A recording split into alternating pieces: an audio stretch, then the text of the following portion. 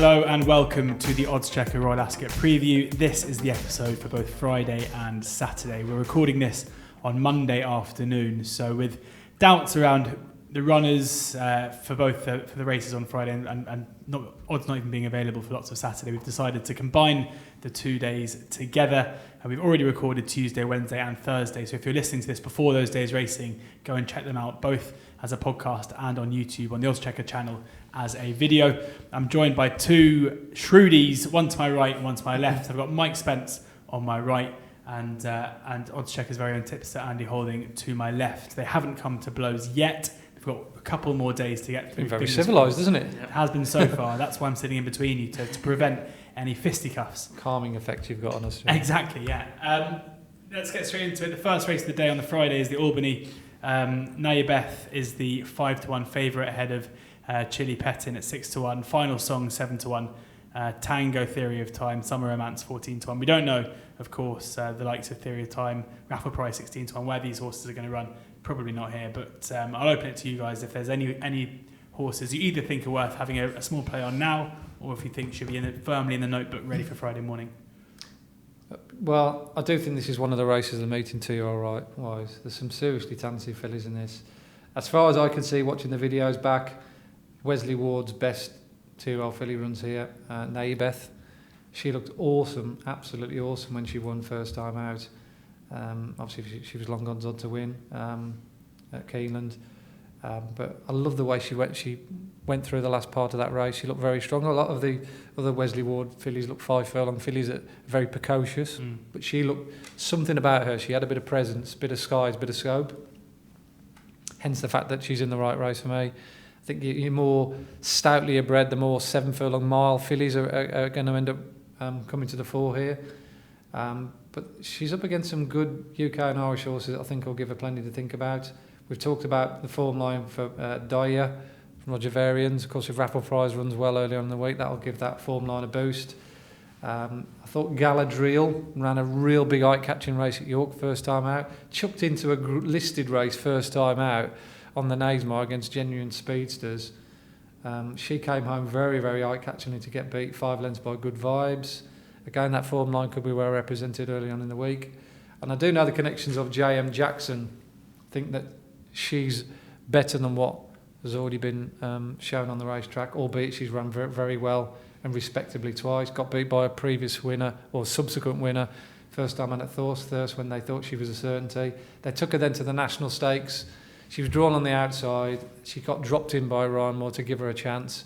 She finished the race off very nicely behind that flip of the stripper of Michael Bell's. But she looks all for the world if you look at her. Big powerhouse, proper masculine filly that 6 furlongs is going to suit. Sylvester's already been booked. And she's 20-1. I think she's a colossally talented filly that has been massively underrated in the market. I could see her staying on very, very eye-catchingly and getting into the mix. So again, early days yet. Those are some of my early thoughts. I've actually backed James Jackson already at 20-1, and I'm hoping that she'll be somewhere close to that price on the morning of the race. Mike? Two that you've mentioned, Daya, who I like Raffle Price quite a lot in the Queen Mary, and this filly beats her at Newmarket in her only start today. I'd have rather she'd had another run, but that's not to be. I think she will run very well in what Andy said is one of the hottest races of the week. And then the other one I like too, I do think it's overpriced at 25-1. If I was going to have a bet now, that would probably be where I would go. I know Andrea picked this horse out, despite all his Group 1 rides, as being the horse that he's most looking forward to this week, and that's Galadriel. As Andy said, she ran very well in the listed race first time out. She was far too green, still managed to finish 4th. And if you watch the replay of that and watch them on the pull-up, I mean, she's miles ahead of them a furlong later. At 25-1, I think she will run very well. What we don't know is really how good these Wesley Ward horses are. You know, he's brought some over to Ascot so far this year, and they've been beaten. And you know, you never really know whether you know that you look at the market and it's that filly's 5-1. I mean, she could be one of the best or one of the worst 5-1 pokes. You'll see. We just don't know with these. There's a lot of unknown in these 2-year-old races. Trying to work out where the form line lies. I mean, she turns out to be a lady Aurelia, then nothing else is going to get anywhere near them. So I think Galadriel at 25 to 1 is where I'd be going. I'd probably be backing her now as well. I can only see her shortening. Yeah. She should be close. I think she'll go off about 12, 14 to 1 on the day. There you go. So one to get your teeth into now at 25 to 1, and JM Jackson for Andy at 20 to 1. So a couple there. The other thing very, very quickly to mention about this race as well is a lot of horses have been declared early on in the week and the market hasn't had a chance to readjust itself, like Final Song, Divine Spirit, Theory of Time, Raffle Prize. I'm just looking down the list if there's any more. There probably is a few others I haven't mentioned, but a lot of major players that would have been major players for this race are obviously running early in the week. So I think the ones we're talking about here are going to contract quite considerably once everyone realises who's going where. So it's probably a good race to bet in now, despite you not knowing about the draw. Yeah, well, those two, I mean, you flagged two there to get stuck into. Oh, yeah. I don't think you can go too far wrong with those two. King Edward now. Japan is a 9-4 favourite, but a Sea of Blue and Oddschecker is short as 6-4 with Betway. Private Secretary 9-2, Pondus 10-1, Pablo Escobar and Bangkok also 10-1. Again, we're not entirely sure who's going to be running where, but I think we can be confident that the favourite will be turning up here. Yeah, they said Japan was going to come to Ascot, not the Irish Derby, from near enough straight after the Epsom Derby. He sets a pretty stiff standard. Everything's going to have to improve quite markedly to get near Japan. I mean, if you can get the 9-4 that's available now, I mean, he could go off 5-4 on the day. I think he's a good bet at 9-4. And he's going to take, if he turns up in the form he ran in 2 in the Derby, then he's going to take all the beating here. Agreed? Yeah, I think he's a nice horse, but I mean, there's one horse in this race. I think he's a Group 1 horse in the waiting, and that's Pondus. The form of that race at Nottingham when he won on the 10th of May could not have worked out any better. The second's won, Dubai Falcon, Caruso, the Roger Charlton horse, bolted up the other day at Windsor. Net Roos also I napped on Saturday at Sandown, won very easily for Rafe Beckett. Even George Scott's Earth and Sky ran really well. That's a Haydock next time out, having made a run in and just faded late on. He then went to Sandown, and I put up a horse of Hughie Morrison's, not Hughie Morrison's, Henry Candy's, called Maiden Castle, who'd got beaten by a dual Rafe Beckett winner subsequently. And the two of them went head to head into the top corner. And I thought, Christ almighty, these two are like headbutting each other here. They're never going to get home. Unfortunately, the filly I put up, Maiden Castle, faded into obscurity. And yet this Pondus, he just kept quickening down the stride. I thought, God almighty, this has got an incredible engine to be able to do what it did. And again, Net Rusu, who ran well in the previous race at Nottingham I just mentioned, has bolted up since. That was never sighted. There's a horse that runs out of that race tonight as we speak called Mizuku from the Andrew Baldwin stable. He's up against an odds-on poke of Haggis who's called Hamlet. I don't think he'll probably beat that if that goes into the stalls. But just keep your eye on that Andrew Baldwin horse. I think he's second or third favourite tonight. If he runs well, again that advertises that Pondus race. It was only a novice stakes, but he just looked a group horse. As I say, James Sanshaw's having a great season. Oisin Murphy booked. I think he's flying seriously under the radar. He's got a hell of a lot of talent, that horse. Something for everyone then. Favourite backers can go with Mike's Japan, and a nice each way bet against it. Pondus 10-1 with Ball Sports best price. That's an incredible price. Cannot believe it. It's an unbelievable price. Yeah, he'll never be 10-1. Miffed, it's fair to say. Onto the Commonwealth Cup then, as we rattle through Friday and Saturday's racing. 10 Sovereigns 13-8, Hello Youmzain 6-1, Jash 6-1, Kadeem 9-1, 10-1 bar, and 10 Sovereigns is a horse that I think, judging from our conversation off air, that you two are going to struggle to get against here. He's probably my banker of the week. I think he's an absolute freak. I think he's so talented, and I think this is a poor race as well, so I think he should be. If only it was always that easy. I would have him odds on. The Hello Youmzain's okay. I mean, the time last time wasn't as good as the visual impression. I mean, the only minor worry is that he's had one run this year in the Guineas when he didn't stay, and you just have to wonder, I'm sure he's trained on. I'm sure he's done everything right, and I'm happy to back him like that. If he turns up in the same form that he won the Middle Park in, then there's no way he gets beat here. I mean, he's so. I think he's awesome. I think he's probably the best 3-year-old in the UK and Ireland. I mean, for those people who maybe follow the major races a lot and would have last seen 10 Sovereigns disappointing, arguably at Newmarket, how would you kind of explain that to them and kind of maintain your opinion on 10 Sovereigns' ability on the back of that run? With a 3-year-old, there aren't that many places to go after you win the Middle Park. You're coming into this year as a Group 1 winner already. That it's not going to help his stud value in any way by winning listed Group 3 or Group 2 races. He's already won the Group 1, so that they had to go for the Guineas to find out whether he stayed or not. I mean, he was a bit keen then, and I thought he travelled well and just didn't stay. And this isn't the first time that Aidan O'Brien's run a horse in the Guineas and come back sprinting. US Navy Flag won the July Cup last year, having run in the St James's Palace, I think it was. I just think this horse is so fast. He's not really bred to get a mile either, so I'm more than happy to see him going back to a stiff 6 furlongs. I think this horse just was only doing enough in the Middle Park. He narrowly beat Jash on the form book last time in the Middle Park, but I mean, I think if he'd missed the break by 5-6 lengths, he'd still have won the Middle Park. And are you as sold on 10 Sovereigns as Mike is? I'm a big fan, yeah. It's one of the mistakes I made last season, really, me personally, not putting up 10 Sovereigns or Jash, the two of them, after they fought out the finish in the Middle Park. Straight away I thought these two are Commonwealth Cup horses. 6 furlong, the best 6 furlong race run last year, and the best in a quick time.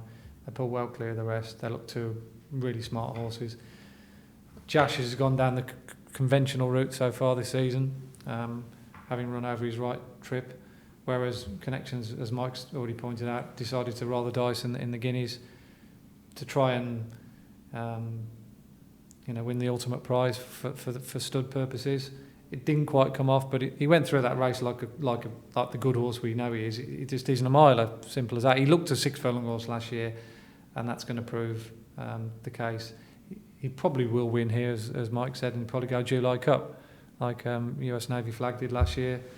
I think, therefore, Jash is the obvious each way. If you're looking for some each way multiples, I've mentioned Mabs Cross, I've mentioned Crystal Ocean. Yeah. Wherever 10 Sovereigns finishes, at worst he should be length up behind. If he gets beat a length by 10 Sovereigns, he'll be in the frame. So at 5-1, you can put him in all your each way multiples. Cardem's the only one I could throw into the mix beyond the big two in the market. He reminds me of the horse that I think, did he win the inaugural run in this race? Muhara.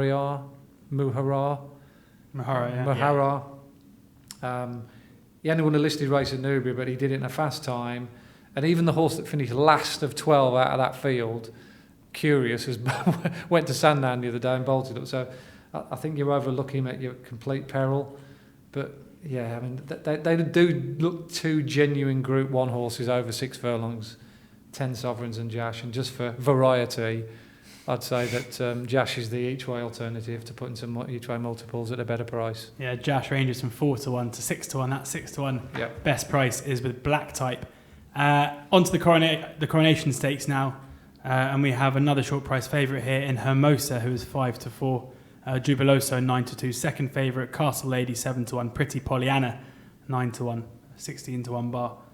Andy, again, I'll come to you first here. Vulnerable favourite or meeting banker? Probably vulnerable only from the sense that I don't normally like backing all-out front runners on the round track at Ascot. It's a hell of a difficult track to make all the running. You've got to get the fractions absolutely right, and in great group company, you just don't want anything going wrong, particularly if you're backing an even money favourite. Look, she's one of those fillies, I'll just say, look, I'll hold my hands up, let her win if she wins. Yeah. It might be a race where I look for something each way without the favourite, and if there is a little bit of soft ground around, preferably soft or even virgin or worse, I do think Twist and Shake is worth a little bit of a look at a big price.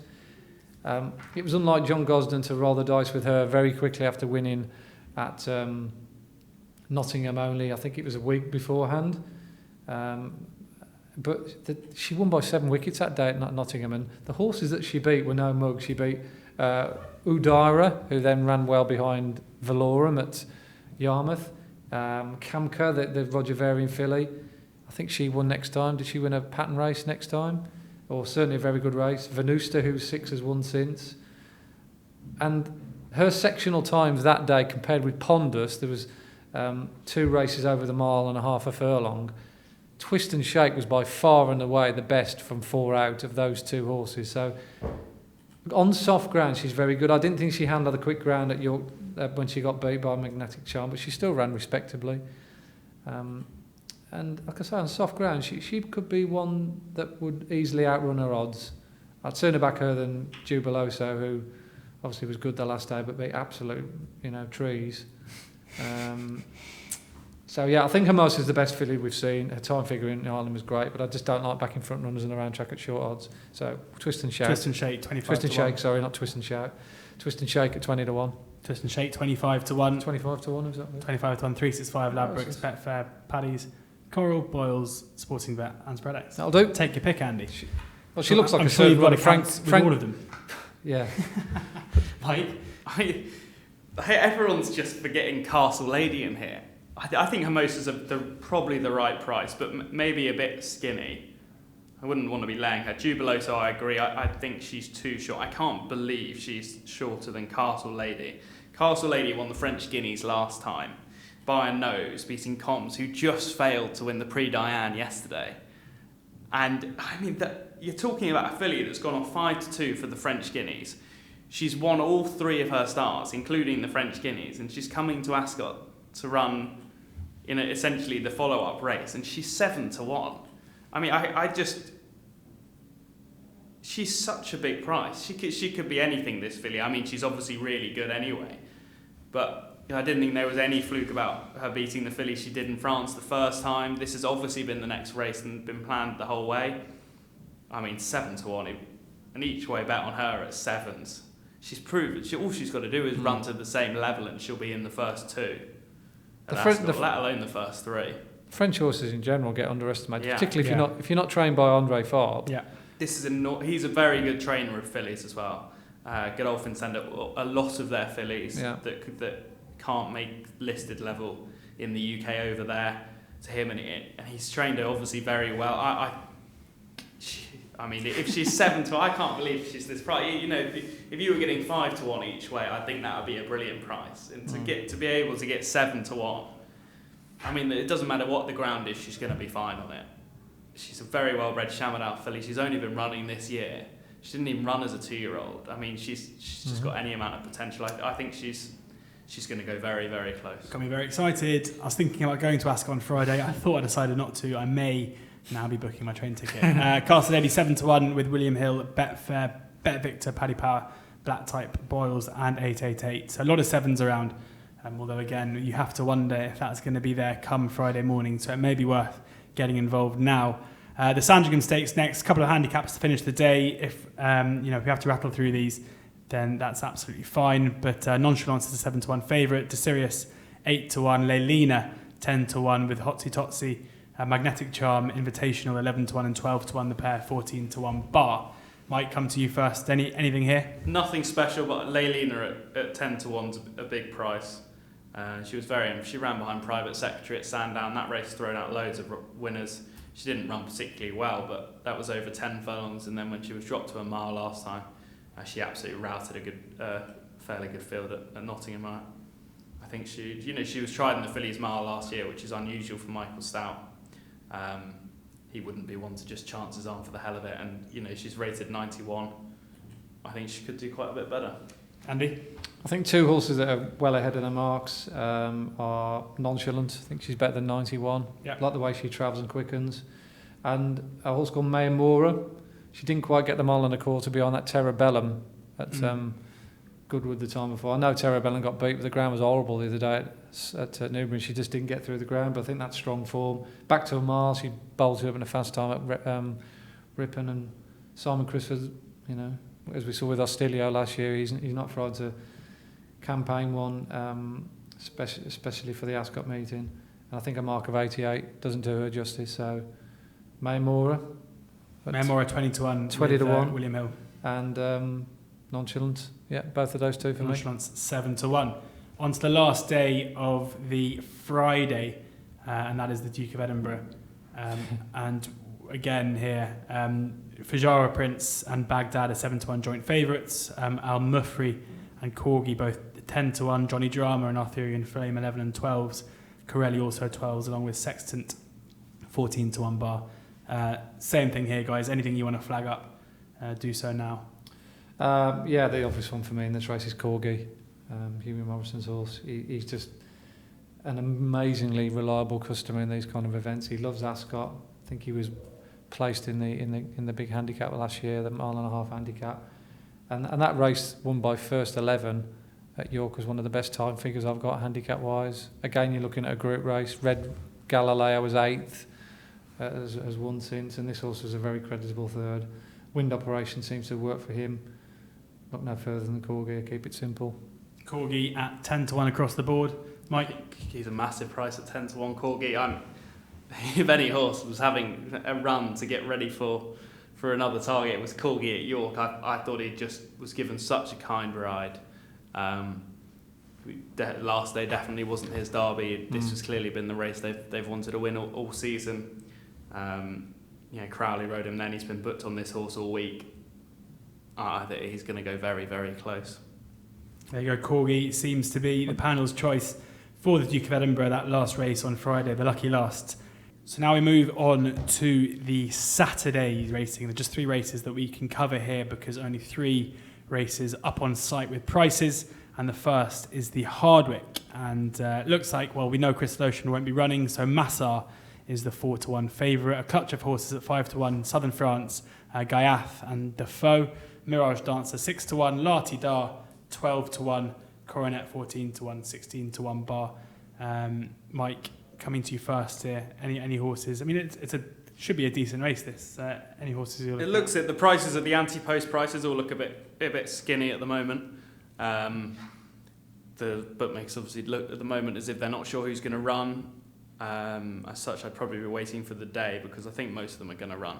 I'd want to take Massar on because I think it's a negative that they've decided to go for this race rather than the Prince of Wales.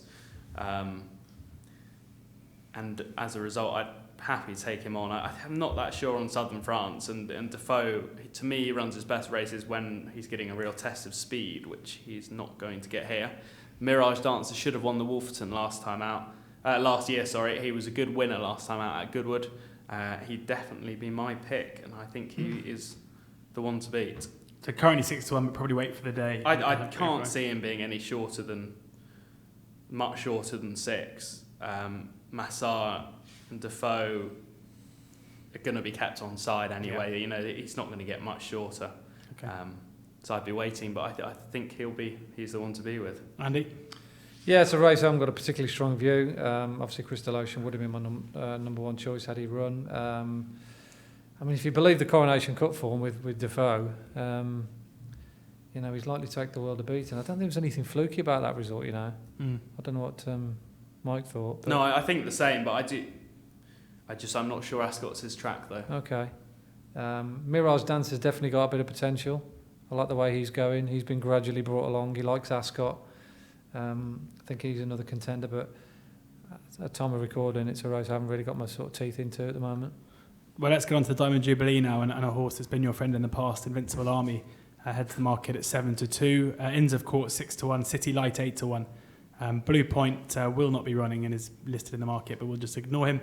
The Tin Man 12-1, Bound for Nowhere 12-1, Sands of Marley 14-1.